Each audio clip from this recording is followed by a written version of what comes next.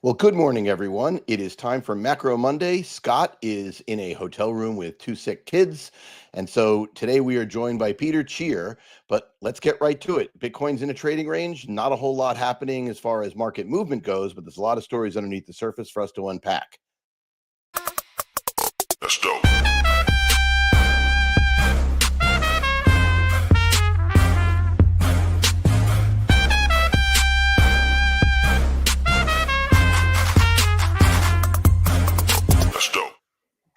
Well, good morning, everyone.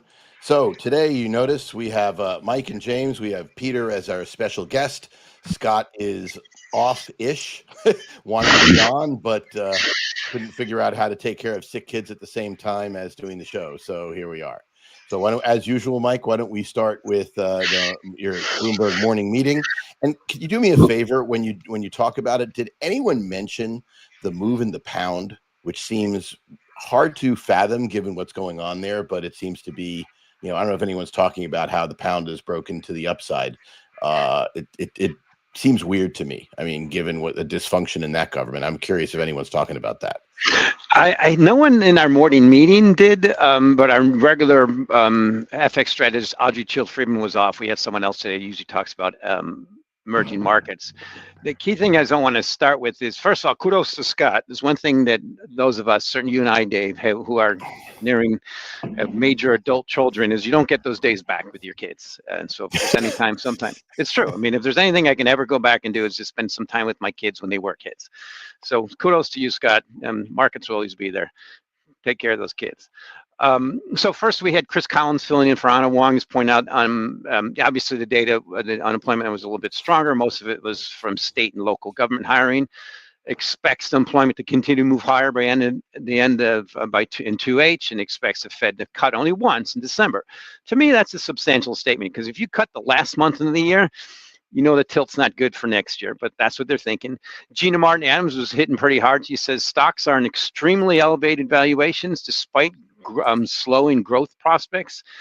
Her model, the market mania model, is quite extreme. It says the last time it was this extreme was beginning of this year, before we had the decent little downdraft. And she doesn't see how we're going to really see higher equities without the decent amount of Federal Reserve ease.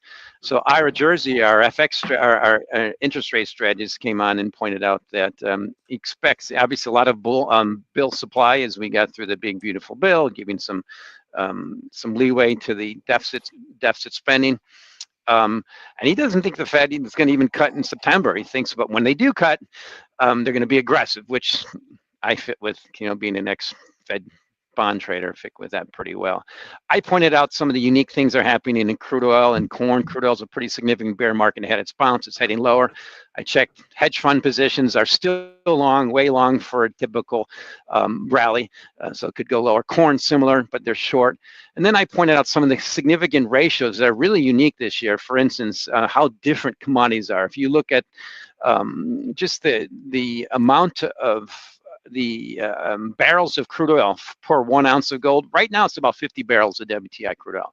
We go back 100 years in this data, and the highest end of the year ever was 39 in 1933, and about the same in 2020. So here we are. Where are we going to be by the end of the year? Can something pressure gold lower? I don't know what it'll take, other than the stock market just blasting off and Bitcoin blasting off. And can something crush crude oil higher? I don't know what it's going to take, other than a supply shock. So that's how unusual things are. Similar, I pointed out how unusual when we got to that 20 ratio and the amount of ounces of silver per 1 ounce of gold. It was a couple months ago about 105. Right now it's about 91. That's still the highest ever from 1991. It's just a question of how much we can stay there. And another key thing is, can we stay there by the end of the year? As I point out, price of copper, to me, is one of the key markets. I think is a potential hammer or nail to beta's hammer, along with Bitcoin if beta goes down. Because if we close here right now, it'll be the highest year-end close ever for copper traded on the LME. Now the CME is already distorted by tariffs, which leads me to believe that this stock market has to go up, or we're going to just do what we normally do, revert lower. And what me, I'm from a commodity guy. I'm always worried about autocorrelation when prices get really expensive. Back to you, Dave. So before I don't want to degenerate into our beta this, beta that, he said, she said conversation. We all know. I think anyone who watches the show knows what I think. But Peter, you guys were out with a note this morning that describes and talks about and I swear I'm hoping this is the last time I ever have to mention these three words: big, beautiful bill.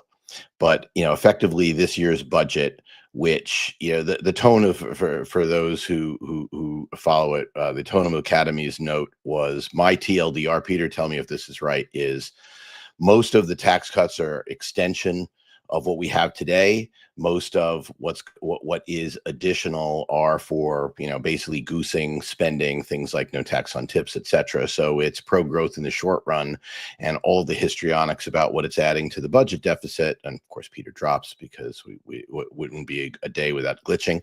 But most of the changes to the budget deficit are predicated upon the prestidigitation of Washington, which is, well, we were going to see these tax cuts expire and now we're not, kind of thing, as opposed to changes to what we currently have today. And that's the thing that drives everyone crazy. If you talk to people on the street, and I was surveying a few Democrats who were complaining about the bill, and I said, oh, you are aware that north of 90%, actually north of 90% of the tax cuts that you're complaining about are exactly the law today and have been since 2017. Yeah. They go, no, it's not. And I said, maybe you should read instead of listening to the talking points of your heroes. And they go, that can't be. I'm like, well, just read it.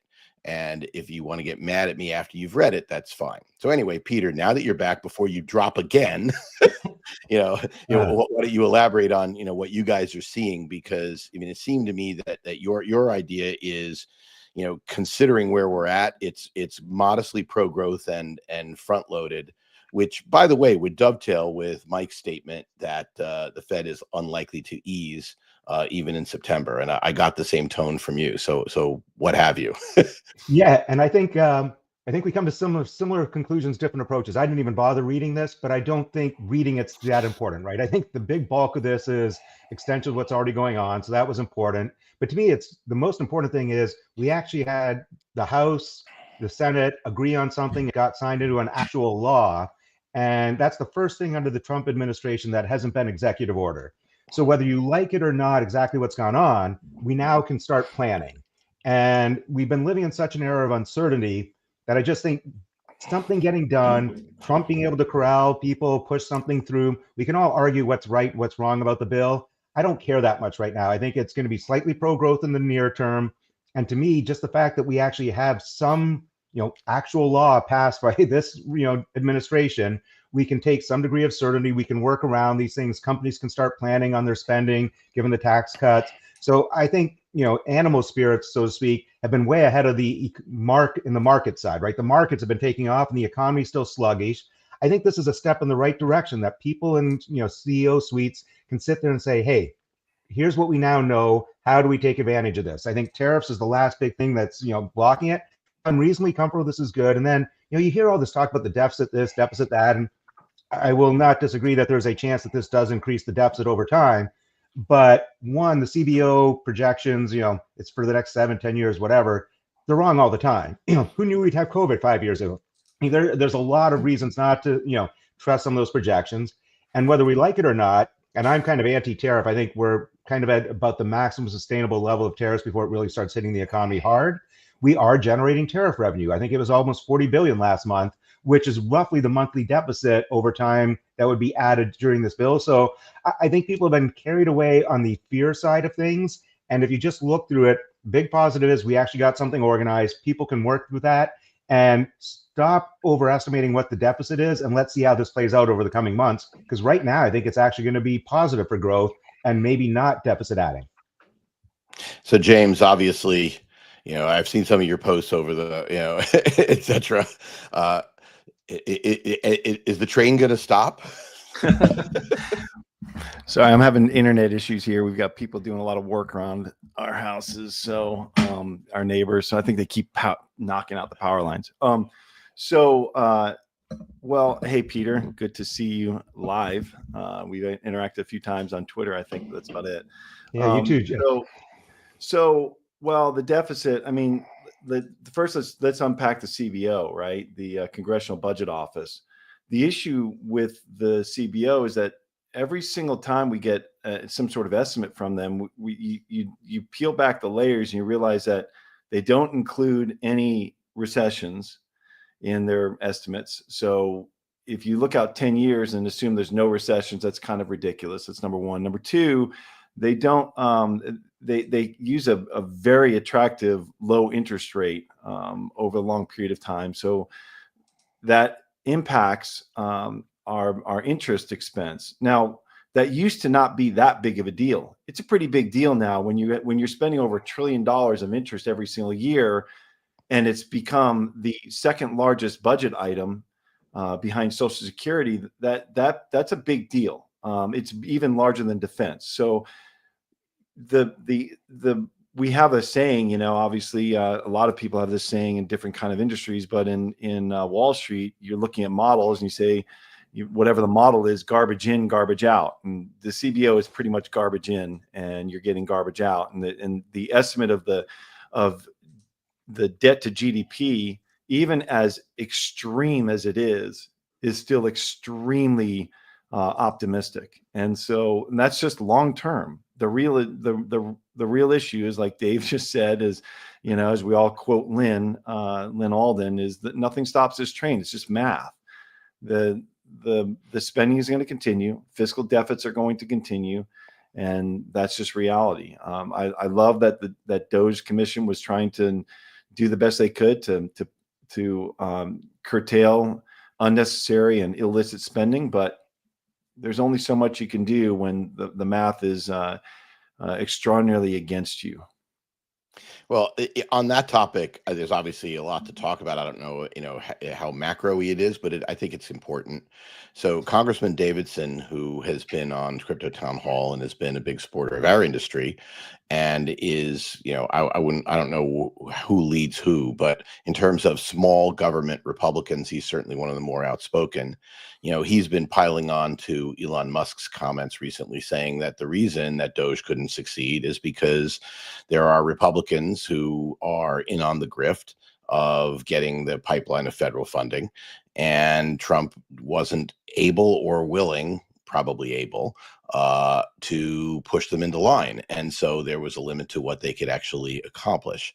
And anyone who's watched this show, dial back to January, February, you'll hear a certain person who wears an orange shirt a lot, namely me. I said exactly the same thing would happen. Now, you don't need to be Nostradamus to make that prediction. This required an IQ of basically 100, which is, bog standard, bog average. Mine may be higher, lower, whatever. But the fact is, it was damn obvious that was going to be the case. There was no way, if anyone listened to Mike Benz or anybody else understanding how the whole NGO stuff has been, spun up over the last 30 years, it was both parties. It's always been both parties. And so, yeah, the Democrats, there's more.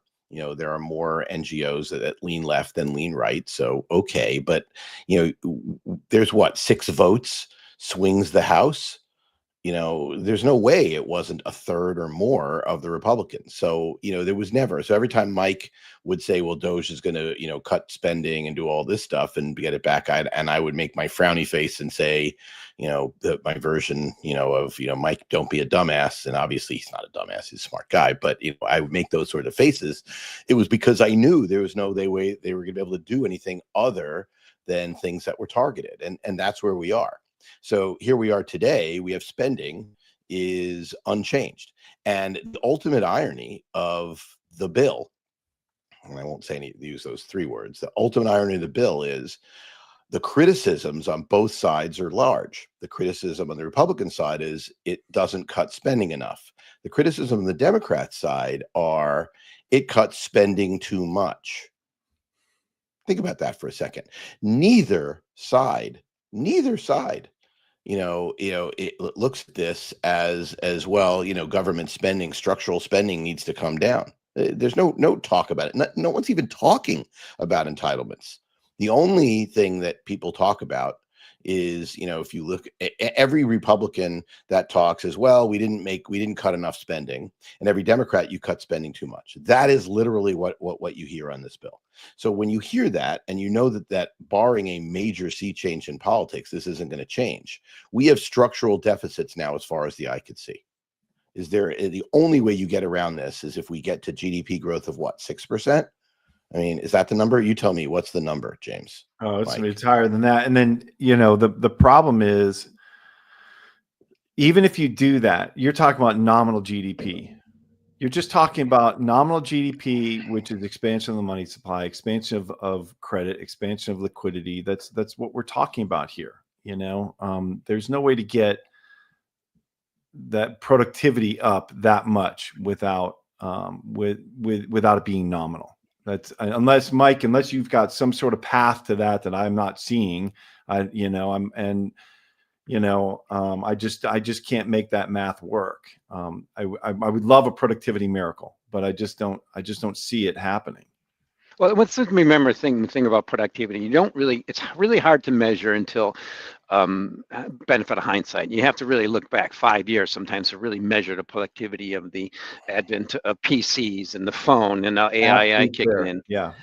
So the key thing I want to bring into the debt argument is what really matters. I enjoyed posting something I wrote a few months ago on X this weekend. It's a stock market cap to debt that is near that peak from 2021. It was almost 2 times. Right now it's 1.82. That's a stock market capitalization to debt. It shows you how high the stock market debt. It's the elephant in the room when you talk about things like that. What's been pushing up the stock market for all this deficit spending? Before it was very easy monetary policy. Now that's shifted, and we've seen examples from countries when they do have high debt. What they do, they buy their debt, they buy off-the-run bonds, and they do whatever they can to make that debt lower. Now we have a government focus on that here. So I think that's what gold is figuring out. And that's what I think underperforming Bitcoin and cryptos are figuring out, that this is the end game.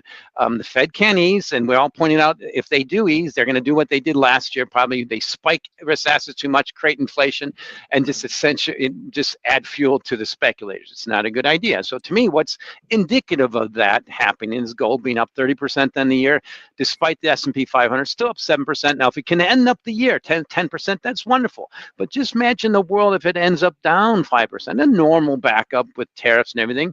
That's the Bloomberg Galaxy Index telling you the risk. It's down 10% a year. So to me, the risks are that we tilt towards this deflation hedge that, yes, maybe it's wonderful if the stock market stays lofty, but it's so much has to. And this argument about debt to me is now I'm looking right now at CNBC, Bloomberg, and CNN. It's top of the headline now. We're talking about it nonstop. That's usually when it reaches an apex. And I'm not saying you're going to fix it right away, but it means what it means for markets. First of all, tariffs. They're going to be completely emboldened in tariffs, partly because the stock market's going up. There's only one factor that created that 98-day pause, is because we are down almost 20%, which, by the way, is about $13 trillion, which, by the way, was about 40% in GDP, the most in history for about a 20% correction. So here's where I think we're going to now. Is the only thing that's going to stop tariffs being at least 15% or more in the rest of the world if the stock market goes down and pushes that backwards. Debt is becoming somewhat insignificant because it's a potential recession that's the risk. And I keep pointing out is the elephant in the room is how the stock market has to stay lofty to keep this game going. And to me, that's what the deflating crypto market is figuring out. So the funny thing about that is there's causality and there's correlation. And I always point out that, whenever James, talks about the whole nominal thing, in terms of GDP, et cetera, let's go to first principles for a second.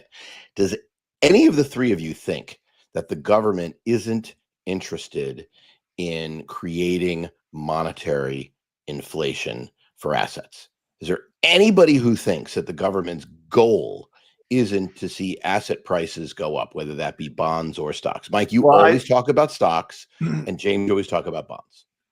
So that's interesting. It's interesting that you say that, because going back to you have to go back another step to get to that first principle. And the first principle of our government, which controls its spending. So we can talk about the Treasury, we can talk about the CBO, it's Congress that controls the spending, right? So they have to pass bills. They pass bills to gain the confidence and votes from their constituents. So if you go to the first principle of all first principles, it's what do I need to do to get reelected? That's it. That's it. That's the only first principle we have. What do I have to do to get reelected? I don't care about anything else. I just want to be reelected. Period. Full stop, to quote Dave, full stop. That's all they care about. And so when we start talking about, term limits and the reality that some of these people can finally get kicked the fuck out of DC, then you have something to really talk about. But until then, the only thing that matters is what do I got to do to get reelected? That's why you hear this nonsense out of Elizabeth Warren 24/7, 365, because all she cares about is spewing whatever she needs to spew to get whatever's going on in Massachusetts to get her reelected. That's it. That's all that matters. So what's going to get them reelected? Spending. That's it. Spending on their constituents. And that means that if they have pharmaceuticals that donate to their campaigns, they're going to spend pharmaceutical money. And if they have manufacturing that's going to get them reelected, they're going to spend manufacturing money. If they have technology that's going to get them reelected, or new technology or clean energy, that's what they're going to do. Period. That's all that matters. So that's the first principle, Dave. And until we fix that, and this is not a politics show, but it's a reality. That's the only thing that's going to work. So and this is what's so funny about this is I wrote my senior thesis at Yale as a political science major back in 1993 that we need term limits. And here we are, still not really talking about it. Yeah, and I would just pile on there, like the debt ceiling is the gift that keeps on giving. They all get to talk about, the debt ceiling, blah, blah, blah. And it's just a money grab, right? Both sides get to spend more, run up the debt ceiling. Like if the debt ceiling was actually anything real, they would not be allowed to pass a law that is projected to push us above the debt ceiling anytime. But that's not how it works. It's this ongoing thing. Every few years it comes up. Everyone gets to make their nice talking points. And then both sides reach into the piggy bank and spend more. And I think you're exactly right. It's like become bread and circus. Why would you not spend more if it gets you reelected and there's nothing to stop you from spending more? It's kind of insane. Yeah. But the debt ceiling was described by Dr. Jeff Ross one time on a show. He said it's kind of like the clouds that the plane passes through on the way getting to altitude. Yeah.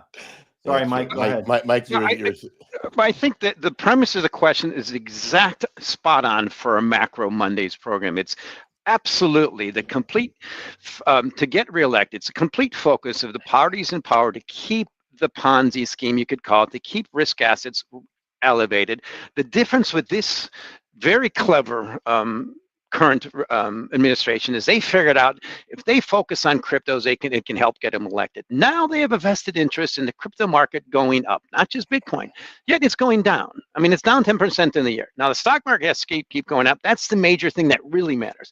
But the point is, have we reached the end game? And to me, that's been my point since Trump's been elected is, yes, you're right. Absolutely. They have to keep the Ponzi going. But at some point, when you tilt over to the wrong asset for the wrong reasons with unlimited supply, you might be at elevated risk. And this is where history is starting to kick in. That's why I still stick with the day that Bitcoin reached 100,000. That was a sell signal for broad cryptos, partly because people are tilting over to the digital version of gold, although they're missing the fact that it does have unlimited competition. And they're tilting over to analog gold. Like there was a headline in FT this week, and I enjoyed reading that said, now, what was the headline? Gold overtakes zero as a global reserve asset. So I stick with gold as the main thing that's going to benefit in this space. And when we do find, which I think we're at the end game of risking and creating wealth for everybody. I mean, the housing market's the most expensive ever in this country. The stock market's most expensive in 100 years versus GDP in the rest of the world. I think we're reaching that end game. That's why I'm tilting towards gold. And then I look at all my analysis. I see this rock, it's beating stocks almost 4 years now. That kind of sucks. I don't like that, but it is. It's so expensive versus T-bonds. That's why I keep tilting over to, gosh, I hope I'm wrong. I don't get this deflation. But all the lessons of history point that we've reached the end game. There's way too much optimism for this administration, which we all know that happens. You only get that in the beginning of the administration, and towards the end, you always get a blip. At least maybe we'll just only get a blip, but then you have things tilt lower. And certainly for the holes for a current administration. And we get to what's been the way overdue recession, which now there's a good catalyst with tariffs. I mean, what do tariffs do? They hit corporate earnings and make things expensive for consumers. That to me is the next big trade. I'm still sticking with it. And gold to me is pointed out, and things like gold silver ratios rallying, and things like the U.S. bond yields being like 200 basis points above kind of the average of a similar bond yields in the rest of the world. The signs of where's the value? Where's the next big trade? I still think it's not Bitcoin, it's not stocks, it's been gold, and it might still be what James loves, T-bonds. Yeah, So- so Dave, I'm going to let you unpack the Bitcoin thing, because I know you're chomping the bit on that. So just Yeah, of hold course. that Go for ahead. a second. But just to talk about the bonds for a second, Mike, what happens if and when we do get a liquidity melt up? And this stock market doesn't stop here. What happens if we go 20, 30, 40, 50% higher, or even more? That's my point. We did. No. What happens if we do it again? Well, okay. This has not been a melt up. This has been an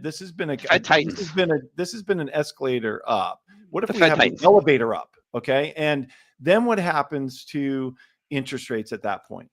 So that's a hypothetical. I love the hypothetical, James, but we did. I just point out we're at the most expensive versus the rest of the world. Even versus debt, stocks are very expensive. And people say debt's high. Well, how about stocks versus debt? My point is, why do you think that you're missing what we did. We did that on the back of the biggest money pump in history. And we still haven't had that normal reversion. Now China's getting it. We haven't had it yet. Well, what do you attach, and this is where maybe you and I differ on this, what do you attach the reason for our interest rates on our long bonds being 150 to 200 basis points higher than the average developed country? Well, number one reason is, from a true market standpoint, is inflation expectations. Debt's part of it, but you look at the reality history for the world's global reserve currency, inflation is a 1 on a scale of 1 to 10 of what really matters for bond yields. And then you look over at the most indebted countries in the world, China and Japan, they have the lowest yields. So I do love that argument. I think you were going to go there, but yes, that's a problem. But I compare it to versus the market cap, stock market cap of U.S. stock market cap, it's actually very low. Right. So there's also the component of, you're talking about duration risk. You're talking about interest rate risk. There could be an issue with the amount of debt that we're going to have to pile on in long-term 10 to 30-year yields, right?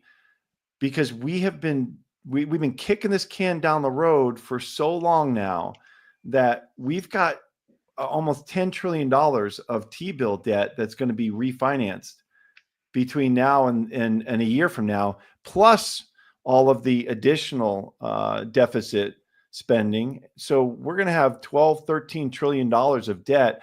Where are we going to put that? Are we going to just continue to float T-bills ad nauseum, or are we going to actually move out on the yield curve?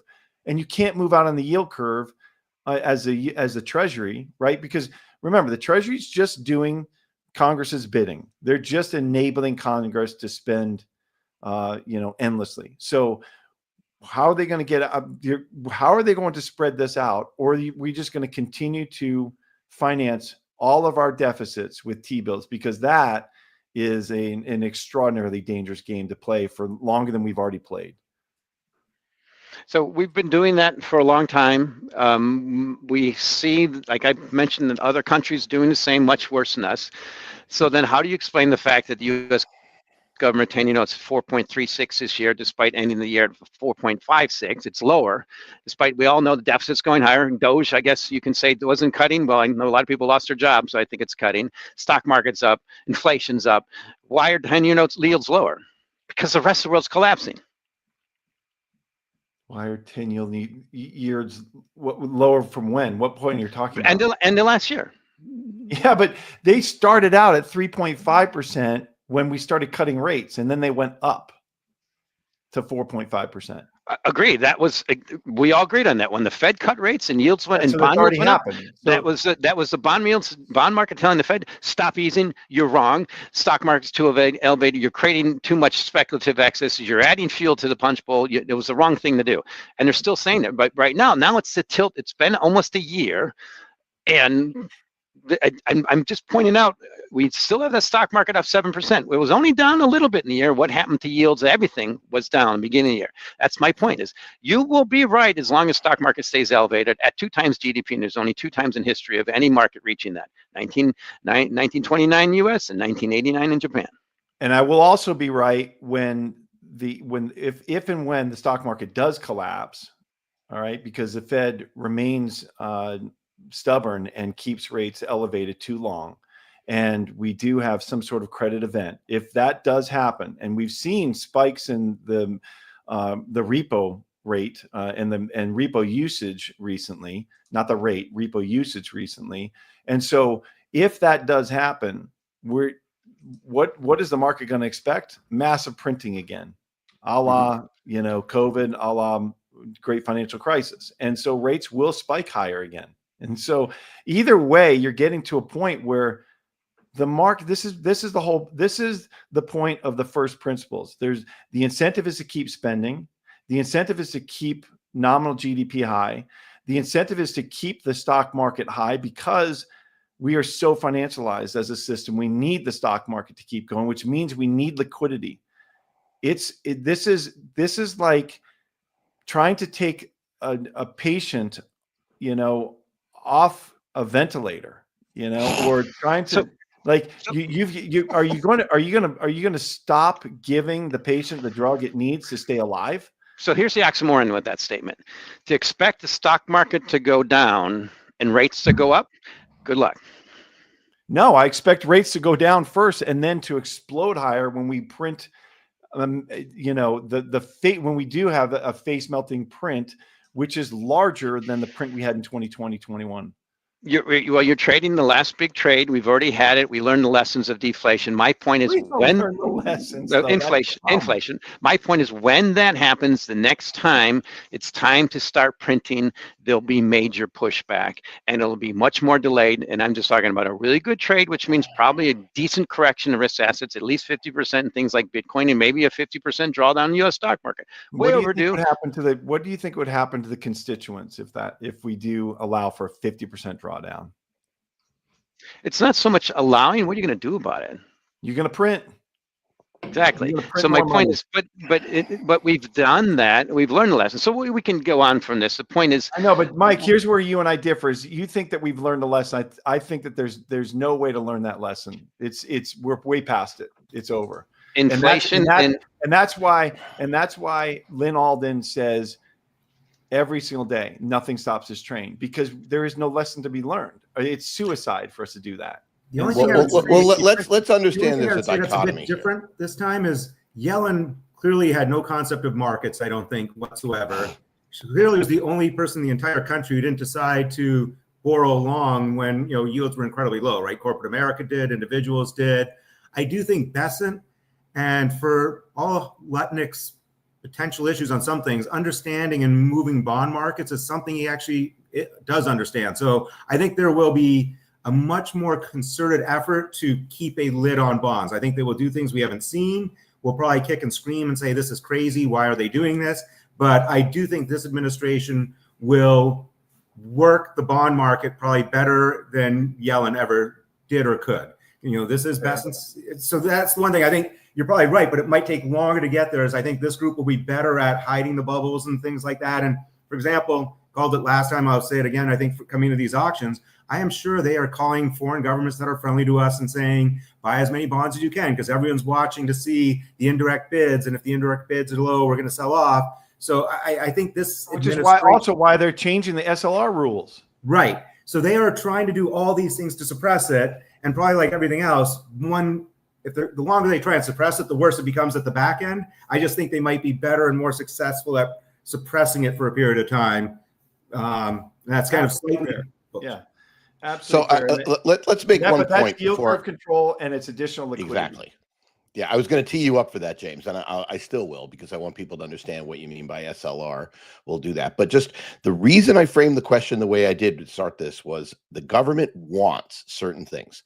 They want to go back to decades of policy, which is explicitly to promote, to funnel monetary inflation into assets and away from consumers. And the way you do that is that there's a few things. The first thing, you hope for more productivity, more technology, which with AI is actually happening. The second thing you do is you don't do things, which was the one don't from the greatest money pump in history, Mike says.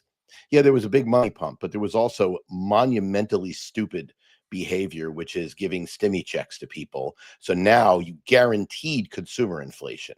And that was massively inflationary. And the other monumentally stupid thing they did was not address supply chain issues. And in fact, they made them way, way worse, especially at the state level with the idiotic Democrat response in many places. I mean, we laugh about it now, but, you know, I'm never going to ever forget the fact that to get a year of my life back, I had to move to Florida.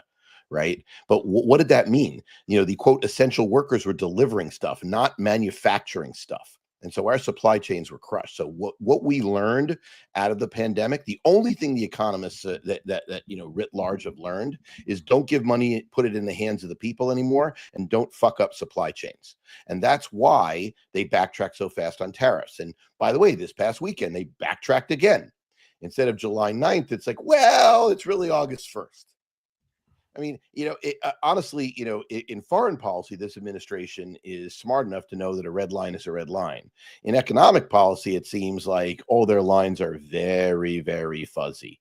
And honestly, it's because it's all negotiations, and these things are for the press. They're not for anything else. But I think it really does matter, because the SLR is a perfect example of how this government understands what they need to control. And that's why I said they want assets to go up, and they understand that they're going to create monetary inflation. And there's one more point I'll make, but I'd rather, James, you really should explain to people what the SLR is and why it matters. Yeah, the supplemental leverage ratio it's a ratio that the Fed puts on the banks to make sure that they don't have too much leverage on their balance sheets, and they remain low risk, right? So for our major banks. One of the issues is, and this is why ISDA, the international, the international, what is it? The Settlements Derivatives Association, Swap Dealers Association, Swap and Derivatives Association, ISDA, and they wrote a letter basically to the Fed saying, hey, look, you ought to scrap treasuries from the leverage ratio, allow banks to own as many treasuries as they want. So the Fed turned around and looked at that and decided, okay, well, we're not going to take them completely out, but we're going to lower the ratios to allow for banks to hold more treasuries. You know, going to change the ratios to allow them to hold more treasuries.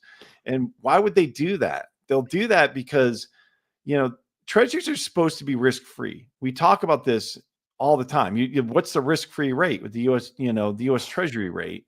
Well, it's not risk-free if it's including a risk ratio. And so it doesn't fit any narrative that they're talking about. But the real problem is they need banks to buy more treasuries. The banks are like, we're kind of full up. You got to give us some room here so we can buy more. And then they're going to buy them. It allows them to expand their balance sheet. It allows for more liquidity. And that's basically what the purpose of it is. So they're going to change the ratio to allow the banks to hold more U.S. treasuries. And so that gives them more liquidity. It allows for them, it prevents disruption in treasury markets because it allows the non-participating dealers to even buy more treasuries. And so that's, go ahead. I partly agree. I think that's their vision. You know, I've been a market maker for a long time, market maker in credit products. And what I think this tends to do is in normal markets, it reduces volatility, right? Okay, I buy 100 million, someone else has 100 million, so I'll buy that 100 million. Then finally someone comes around and wants to sell 100 million, right? So you can trade around, but what it does is tend to create much larger moves when stuff starts breaking, because instead of just owning $1 billion of 10-year treasuries, you now own $2 billion, and it's going the wrong direction, and management taps you on the shoulder because, you know, SLR and, you know, capital ratio is important. Your P&L is far more important. And I think there's always this vision, oh, if I just, you know, you give the dealers more liquidity, they can have bigger balance sheets, they just make more money and it's easy. And I think that tends to, you know, de-amplify small moves because they can step up a little bit more. But when things break, it tends to break uglier and faster because Everyone's now limit long. Everyone's looking for the door at the same time. So I feel like that's one of those things that on paper sounds perfect. I see what they're trying to do. I think they actually increase that sort of tail risk and that sort of day, you know, where we have some sort of, you know, jump move in treasuries to either higher or lower yields when all of a sudden the entire street is running much bigger inventories than their P&L really lets them get stopped out one way or the other. Right. Yeah. And that's the issue. And that's their drive. That, you know, the motivation. And again, it's their first principle. It's simple. I mean, it's really interesting because so that's the bond market side. Look, it is undeniable that they want lower bond yields. There's no question about it. But the real thing, and the point that where I was going to push back on Mike, and there's two places I want to push back on Mike. We all know Bitcoin is the only asset that is a finite supply. We had yet another story this weekend about a big asteroid with so much more gold than we, you know, basically made a golden asteroid. And if you think in the next 100 years we're not going to be able to mine, you know, an asteroid successfully, then, you know, look, I used to look out over the Brooklyn Bridge. I'd be happy to sell it to you. But Bitcoin is unlimited. It is not unlimited. There's other crap that's out there that has nothing to do with Bitcoin as a store of value, and we could litigate this a million times, but I'd get a lot of crap from all our loyal listeners if I didn't continue to point out it is limited supply. And I will give you gold as limited supply, and I think gold will do well. But when you compare gold to its competitors, it's, I think, extremely important. And I always talk about gold versus platinum, etc. We could go down that rabbit hole, but I'd rather focus on something else. The other thing that you said that was fascinating is you said that we're coming to the end of a process of the administration. Now, I maintain that I was 100% correct in what I said 6 months ago, and I'm going to repeat it again. This administration doesn't give a crap about the economy right now compared to they give a crap a year from now. It matters a lot. And so every policy that they're putting in place is to try to goose the economy going into the midterms. And they want a peak of the economy around now next year. So just remember that. So all the crap with going on with tariffs, if you think that there's backpedaling now and pro-growth policies now that the budget's concerned, watch to see what they do. And I think what you're going to see is things to goose what people care about. Now, what do voters care about? Well, the middle class cares about their 401ks and their retirement accounts. They do.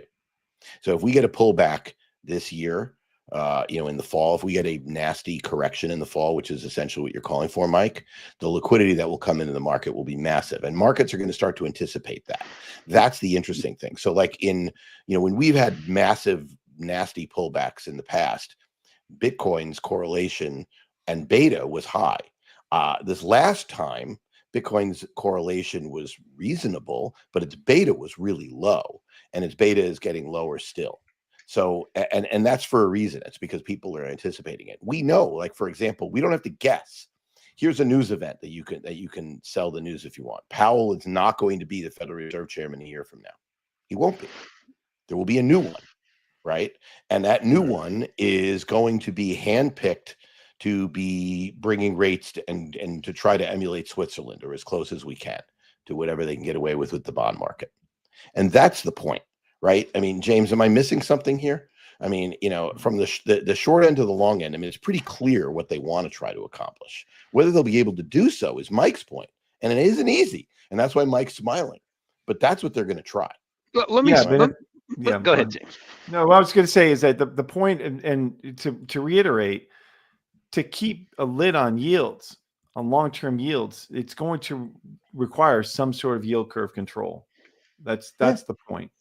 Right, Mike. And that's liquidity. That's expansion of liquidity. So what I'm hearing a lot, and from some of you, is what I have heard in the past and read about peaks that happen in pretty extended bull markets. You come up with excuses for it to keep going up. Now, anybody who's been in Bitcoin for the last at least 10 years, certainly since 2010 when Michael Saylor discovered this Bitcoin because his company was not doing well, has done very well. And then you get to certain levels, you're supposed to not double down, you're supposed to lighten up. Well, I sense what human nature typically does is what Peter mentions, you get extended at extremes. We're extending the extreme. The market's showing every sign of that by its underperformance versus gold is one good example. And by just the fact that S&P 500's up 7%. Bitcoin's up only double that this year.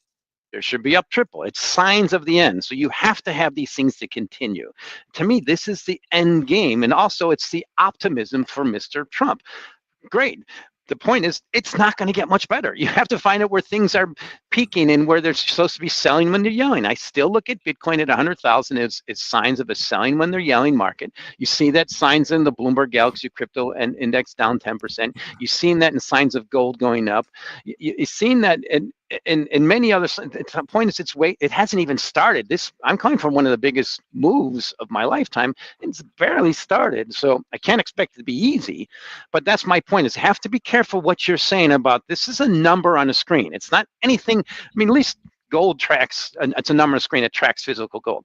You're talking about Bitcoin. It has 18.3 million competitors now. I loved it at 10 grand. I loved it at 5 grand when there's thousands of competitors, and now there's just too much hubris. So just remember this. Okay, what you call them whatever you want, but they're cryptocurrencies. Okay, and then we're getting to this space. We're getting real assets in this space. Completely advocate of and point out the technology is awesome. You've seen that in. I call them crypto dollars. People call them stable coins. Now we're getting things on chain like treasuries. Obviously, we're getting assets and stock market on chain. What's going to happen to all these other things like Dogecoin or just short bait? To me, that's happened. It's already melting. It's dropped from 50 billion last year down to 25 billion. To me, this is the beginning of the end that I remember feeling very strongly. I started in business in '88 with the Japanese, and of course I felt that well. And I remember what happened in 1999. So this is why it's so important to keep this elevated again. But we're at peak optimism for Mr. Trump. We're at peak strongest stock market ever. And there's been these alternatives are doing well. So I just point out, good luck. And I think the prudent investors are pointing out to good where there's value. And it's certainly not in cryptos. And I can see the pile-on trade in Bitcoin, which to me is very scary. I love it when people hate it, and I just hate assets when people love it. And of course, that's my commodity background. So here's the problem with what you're saying. The most important piece is the crypto community, the holders of Bitcoin, as if it is a stable asset, have been agreeing with you for months now, and they've been selling it. And you saw that, although last few weeks not so much, but I mean, but in general, they've been selling it. And who's been buying it? New people who are coming in and saying, well, wait a minute, why isn't Bitcoin trading at the price of the monetary value of gold? That's where Larry Fink is. That's where lots of others are. That's where I am. And so that's the difference. And when you look at it as a mature commodity, of course, you're going to have that community. So 100,000, we're seeing exactly the same thing play out at 100,000 we saw play out at 10,000. We're seeing people who are saying, at 10,000 is people who bought it at $100. It's like, well, wait a minute, I got life-changing wealth here. Well, at 100,000, we're seeing the same thing. We'll see the same thing at $1 million. And that's what you're going to see. And so you're seeing, when I look at the Bitcoin versus gold chart, it's almost a flat line.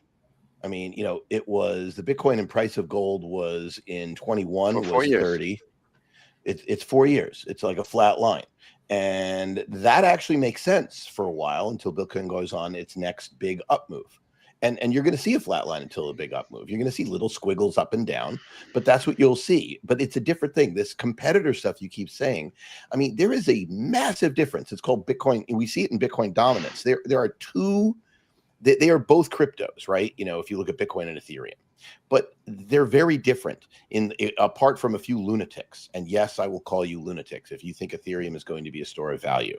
And sure, Tom Lee is saying, yeah, they want to do an Ethereum Treasury Company. What he's basically saying is accumulate the stuff that people are going to use, not accumulate the stuff that people are going to use as the valuation metric. And those are very different things. And so it just is different. It's not. And there's a reason. There's a reason that there's $135 billion in spot Bitcoin ETFs. I mean, they're not in the 10,000 other cryptos. And oh, by the way, not only is it not in other cryptos, but this money is new money, and it is the most profitable. It is literally BlackRock's most profitable product. You just remember, some of us, when Galaxy came out and said that they would be 15 billion in the first 6 months, and we might get, I think they said as high as 50 billion, in the first 18 months or whenever it was. And we're at more than double that. Some of us were saying, yeah, it could easily be larger. And others said, no, it's not possible. It's just a big number.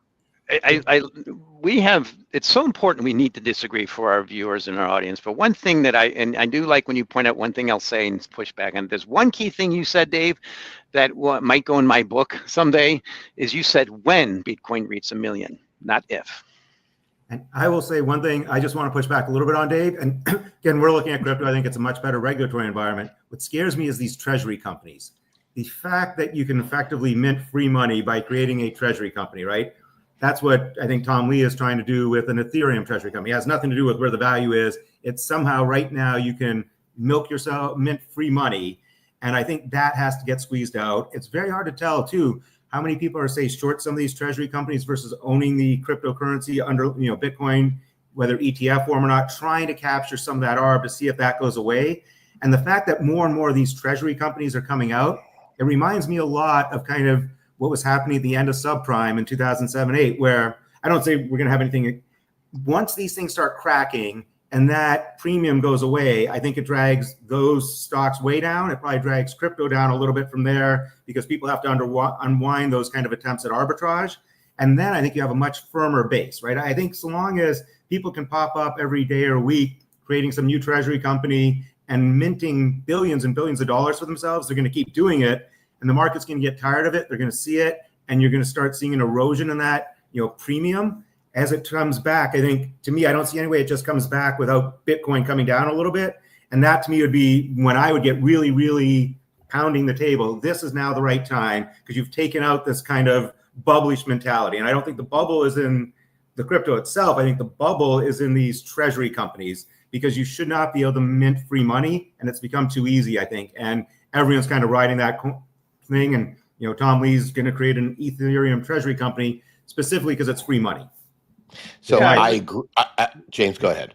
Yeah, look, we we invest in these companies, and in my hedge fund, the Bitcoin Opportunity Fund, and so I want to be clear. I don't think these things are going up forever, but I think we're nowhere near nirvana for them. And so, will there be a big bubble? I believe there will be. In that you'll have companies that are printing this money that you're talking about, meaning they're basically just they're using the security markets to financially engineer their balance sheets in order to buy Bitcoin. And some of them shouldn't be doing that. And that is where they'll get tripped up and you'll have like this watershed moment. But I believe we're nowhere near that yet. We're still going to have this, we're going to have liftoff for that.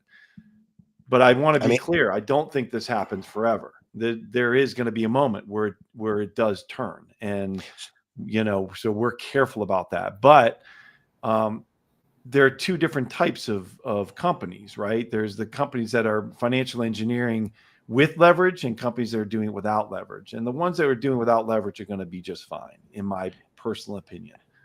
And it will be almost all companies at some point until there is proof that that putting money in, leaving money on that is cash.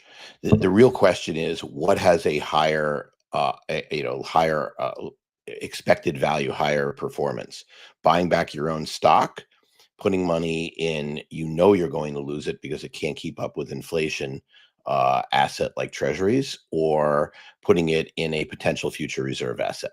I mean, never forget when you had the United States. And by the way, this is the other argument that I wanted to make before I tee you off, Mike, because I knew that was going to get you. Negative real returns. Negative real returns. Remember, every time you talk about competitors, the administration did denote Bitcoin and Bitcoin alone as a strategic asset, and they did so for a reason. And that phrasing is exactly what gets you to what I'm talking about. And so, yes, that's why it's a treasury asset for it is a treasury asset for companies to consider, just like it's an asset in portfolios. So we haven't even talked about the RIA stuff that we were talking about last week, which is a very big deal in terms of asset allocation. So, it's that rotation is what's going on from the older crypto guys who, might have mined stuff, on old laptops at $1 a Bitcoin, and they're selling it now to become fabulously wealthy so they can buy stuff. right? To the others, which are newer entrants into the market that, clients, whatever. So anyway, Mike, I have teed you up. Here you go. No, but Volleyball is you now did it. up above the net. You did it intentionally, and maybe I'll just get it spiked into my head or spike it back in, but just give you the facts of history. We have a pile-on for everybody saying the same thing that you and we really figured out in this program a long time ago. There's time to buy an asset that's becoming a global reserve currency when the world's inflating and we're adding the most liquidity in history. We had COVID and all that fun stuff. And then there's a pile-on trade when it's the wrong time to buy that asset for that reason of the past tense. We're at that now. I see it everywhere. And when people I speak to, sometimes I love some of the young people. It's just, no, recessions are not happening anymore. You have to buy this. You have to cover for that melting currency. Every single time you hear this in history, I mean, I've been through a few cycles in my life, only being in the markets for 40 years, is when you look for alternatives. And that's the cycle we are now, when people can't even conceive of Bitcoin going lower. And that's just one asset. And I point out, well, okay, this is the time you're supposed to focus on what almost always happens in history when you have what's been melting is Bloomberg Galaxy crypto instances. Cryptos are melting. Finally, Doge is down to 21 billion. Once it gets down to maybe 2,100 total market cap, then I can't wait to get bullish this space. My point is, this is just the purge getting started, but it's happening when everything's going up. You just have to, it's every time you see that pile on that, oh, it's the currency melting. The point is, every time in history you get these massive inflationary periods, you always get deflation. That is my point, is on a global basis, the best asset right now, potentially protect against normal deflation, is a U.S. Treasury long bond potentially going to the same yield as in China, which is 1.64%. This has happened before. We saw it happen in Japan. I remember trading those things. Is it different this time? No. What's different is risk assets are most expensive ever, and we have a U.S. government that really supported this crypto asset, but now they're at risk of potentially at peak optimism and peak in their polls. This is the time not to be jumping on that trade. Can I ask you a question? Do you think that the Democrats going into the midterms are going to elevate and continue to push the Elizabeth Warren anti-crypto army stuff, or do you think they learned their lesson? I hope they learned their lesson. That's one thing I want to appreciate is people need to understand space in this space is you really need a great antagonist, and Elizabeth Warren is perfect. She might go down in history similar to Aaron Burr. I mean, thank you very much for pointing out the dark side. Let's see the bright side. Now, cryptos and Trump figured that out. Remember Mnuchin, right before he left his Treasury sector, pushed way back on cryptos, and finally they saw the light, things we spoke about. But now it's peaked. I think that's the peak point. And again, it's just that correlation of Bitcoin to the stock market is almost the highest ever. All I can tell you is the one experience that I have and James has, and that's the reason James and I look like we had tasted sour milk every time you say that, is because we both run companies in the crypto space. So CoinRoutes, we had to take a 4-year hiatus on our business plan because essentially the administration, I can say bad words on this thing, the administration fucked us. And when I explained to Democrats why it is that I hated the Biden administration, and they after they actually listen, the ones that are willing to listen are like, okay, I can understand why you have this point of view. We had a literal moronic financial policy in the face of a new transformational technology, and it matters. It was literally the opposite of Bill Clinton. And so just to understand, this shouldn't be a Democrat-Republican thing. Bill Clinton, in the face of the internet, said, you know what, this thing, and I'm not going to do the accent because I can't, but he figured it out. He said, listen, and he pushed, and we had net neutrality, and he pushed on every button he could to enable the United States to dominate in the internet era. That internet era caused a bubble, followed by a crash, followed by a sustained grinding increase where the market cap of the world is dominated by U.S. internet companies. Biden, faced with exactly the same situation with crypto and digitalization of finance, said, listen to Elizabeth Warren. I don't know that he listened. He was eating ice cream, and he let Elizabeth Warren talk. And she was the literal dumbest person. She will go down. Aaron Burr, if you actually know the history, yes, he died. And, maybe she'll be similar to that. I don't wish death on anybody, even her. But honestly, she is way stupider than he was. What she was doing was on behalf of the banks, basically, and behalf of financial inclusion, and is literally doing the exact opposite. And I can't hold any human being in more contempt than I hold her. It's almost literally impossible, because what she did to everyone who runs a company was say, you can't be a broker. So think about this. A company that wanted to have and use U.S. broker-dealer standards, which are the best in the world at protecting investors. She literally had the administration tell all the broker-dealers that wanted to offer those services, you can't. You can't. Meaning that the only ones who could were ones who didn't have the DNA of protecting investors. And so when you live with that for 4 years, don't say 1 year after that sort of going away, we're at peak nirvana. No, we're at peak nirvana when we actually have rules. When the stock goes off, boom, and Morgan Stanley and Goldman Sachs can offer full crypto trading services, and they beating down our doors at CoinRoutes and say, okay, we need your algorithms to deliver good services to people. That hasn't happened yet. Those companies don't have those plans yet because it hasn't happened yet. So we are nowhere near peak nirvana. We still have the Federal Reserve saying they're going to pull back, but talk to Caitlin Long someday and see if in fact the banking rules have changed to be freely competitive, to be able to put non-fractional reserve banking up against fractional reserve banking and see who wins. So I'd say we're not there yet. So two quick things. One is I think our firm is looking at this. I think it's a much more interesting environment. We want to figure out how we can be more involved in the crypto community. And I'll come back to James. I think your first principle is people want to get elected. How Democrats have not figured out that getting the crypto community on your side might be the best source of funds there is. When I look at that, there is no other group that has immense amount of wealth spread across, all these things, who even if you're not aligned, you're all kind of aligned with one interest, right? Everyone wants crypto to do well. It seems like that is the base of money that every politician should be striving to get. I think you're seeing it at the state and local. You obviously saw President Trump get it. I mean, if I was trying to run for office, whether I love crypto or not, that would seem to be a very good community that you want to get on your side, because I think the amount of wealth that's there right now is very high. The amount of passion is incredibly high, right? It's like there's a passionate community, and they're all roughly the same direction. I always come back. 3 pharmaceutical companies might want to donate money, but each might have their own agenda that's not quite aligned. I think the crypto community, it's shocking to me Democrats haven't figured that out. To the extent that they do, I would think that will mean that there will be more and more crypto-friendly legislation. So that part, Dave, I think we're nowhere near done where crypto will be in terms of being ease of use and how different firms can, work with it, take advantage of it, figure out how to make it part of their overall corporate strategy. James, last words, because they're at 10:05 or about to be.